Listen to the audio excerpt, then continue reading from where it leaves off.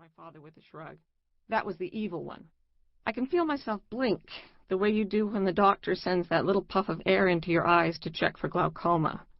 The evil one? I've heard a rumor that my family of origin thinks I was consorting with the devil at the age of 5, but I never believed they'd actually say such a thing. Even my family can't be that crazy, right? My father taps the arm of his chair with his fingers. His hands are strong and squarish with prominent tendons, like my hands, like my children's hands. I feel a rush of tenderness and suddenly realize that he probably thinks I'm recording our conversation in order to turn him over to the authorities, either legal or, worse, religious. I want to reassure him I have no such intentions. I have witnesses in place only because that's what I was trained to do in controversial situations where every perception is clouded by conflicting interests. My desperate thirst for data in any area related to my father is a tribute to his job skills. He's ostensibly a retired college professor, but his real life's work, the area in which he's built his reputation, is as an apologist for the Church of Jesus Christ of Latter-day Saints, otherwise known as Mormonism. The Mormon Church, whose headquarters is in Salt Lake City, Utah, is one of the few major world religions that traces its roots to recorded history, leaving the claims of its leaders open to factual testing. And Latter-day Saint leaders, especially the religion's founder, Joseph Smith, have always been fond of making claims. For instance, Smith taught that the American Indians are the descendants of a small group of immigrants from Jerusalem who arrived on the continent in approximately 600 BC and wrote their history onto a book of golden plates. Smith said he was led to these plates, which were buried in New York State, by an angel named Moroni in 1823. Using a magical pair of spectacles buried along with the plates, Smith said, he translated the plates and later published them as the Book of Mormon. Mormon was one of the original owners and authors of the golden plates. The problem, from a Latter-day Saint perspective, is that when scholars set out to test Smith's version of reality, they tend to bump into a lot of contradictory evidence, such as the fact that DNA analysis traces Native American ancestry to Asia rather than to the Middle East. This is the time for apologists to rush in, like white blood cells attacking a virus, to defend Joseph Smith and the subsequent Mormon leaders. Nobody does this better than my father. In 2002, the year the Winter Olympics were held in Utah, the New Yorker published an article on the state's most prominent religion. The reporter who penned the story, a writer named Lawrence Wright, referred to my father as the most venerable scholar in Mormonism, though he is little known outside of it. Wright interviewed the venerable scholar about some problematic aspects of Mormon scripture. Why is it, he asked, that after decades of archaeological work bent on verifying the Book of Mormon, not a single person or place named in it has been shown to exist? My father's official published response, quoted in the New Yorker, was, "People underestimate the capacity of things to disappear." Wright also recorded what my father told him during their interview, comments tinged, according to Wright, with some asperity. I know exactly the tone Wright meant, a stern, disdainful note my father adopts whenever his assertions are under attack. "Well, if it was all pure fiction, who on earth had ever done anything like that?" my father said. "This is the history of a civilization, with all its ramifications having to do with plagues and wars. The military passages are flawless. Could you please tell me any other book like that?"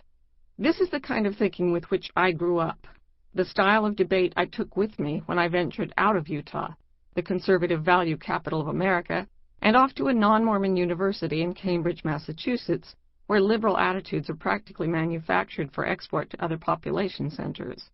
I still remember the immense relief I felt the first time one of my Harvard professors ripped into a paper I'd written, pointing out that my logic was circular, my language duplicitous, and my evidence shadowy. Part of me felt that my skin was being flayed off by sheer embarrassment, but a much larger part of me was practically screaming with relief that someone was dealing with reality more or less the way I naturally did, instead of reinforcing the way I'd been taught to think. Thus began my love affair with evidence, which has ultimately brought me here, to a hotel room I have carefully arranged as a kind of psychological laboratory. Even after ensuring that I'll have multiple eyewitness accounts of our conversation, talking with my father still makes me feel as though my brain is twirling slowly in my head. I'm very grateful that my cousin Diane is parked next door, and her sister, Miranda, is curled up in the closet across the room. I needed this kind of backup to gather enough courage to meet with my father at all. Thinking of Diane and Miranda just a few feet away, the whole thing comes back to me. The journey that has taken me out of religion and into faith. I recall its horror and beauty, the enormity of the things I have lost, and the incalculable preciousness of the things I've gained. I wouldn't give up the journey, not a moment of it. On the other hand, I have no desire to live it again. If Santayana is right, this means I must be willing to remember the whole story. I close my eyes, take a deep breath, and force myself to go back to the beginning. The year was 1988. The month was June, and I was on the run. My husband John and I had gone AWOL from Harvard, where we had been enrolled first as undergraduates and then as PhD candidates ever since we finished high school.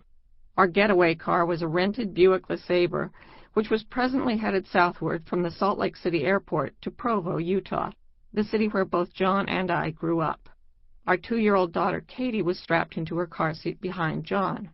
Next to Katie, in his own small safety throne, sat the main reason we were here, our 3-week-old son, Adam.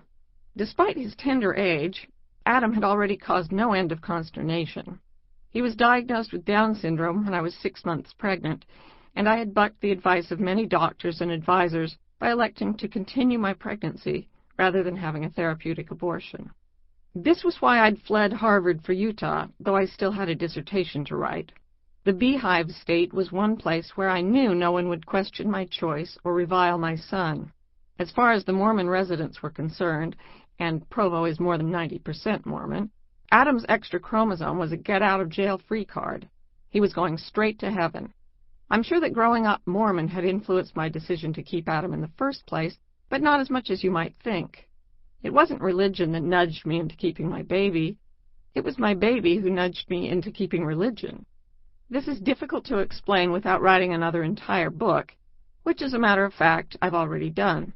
It's called Expecting Adam, and you're more than welcome to read it. Suffice it to say that from the moment Adam was conceived, inexplicable things had been happening to me. I knew at some cell-deep level, well before his diagnosis, that there was something different about this baby. Though it took me months to articulate it, I felt as though this incipient child existed in an aspect of reality that did not register with my usual 5 senses. In short, I came to believe in spirits. My spirit, the spirit of my child, the spirit of everything and anything. And along with this belief came a yearning I could barely contain. The difficult aspects of my pregnancy had been sweetened by occasional surges of some inexplicable, ethereal joy, and these moments were so astonishingly comforting that by comparison almost everything else in my life simply ceased to matter. 24 hours a day I yearned to feel again what I had felt in those dumbfounding moments of grace, and to that end I was willing to try anything, even returning to my religious heritage. To say this was humbling is a massive understatement. I'd been raised as a Mormon by 2 exceptionally devout parents, as had my husband John. However, since adolescence, I'd been skeptical of religious belief, tolerating it by adopting a sort of wishy-washy relativistic agnosticism. There is no absolute truth, therefore any one version of reality is worth as much as any other. When Adam came along, with his grab bag of curious and magical properties, I performed a philosophical 180-degree turn. I made a conscious decision to believe anything, until it was proven false. Naturally, the hefty caboodle of beliefs and traditions I'd inherited from my Mormon culture loomed prominently among the things I now refused to let myself dismiss. In many ways, it was a great relief to set aside my internal resistance to the religion that had dominated my family and community of origin. It gave me a sense of belonging I'd never felt before. For the first time in my life, I was not only willing, but eager to blend in with the people who call themselves the Latter-day Saints. As John steered the Buick around the rocky promontory that separates Salt Lake Valley from Utah Valley, we saw the whole fair city of Provo sprawled across the sparkling landscape. All my muscles, still trying to recover from childbirth, relaxed. My heart was chief among them. Provo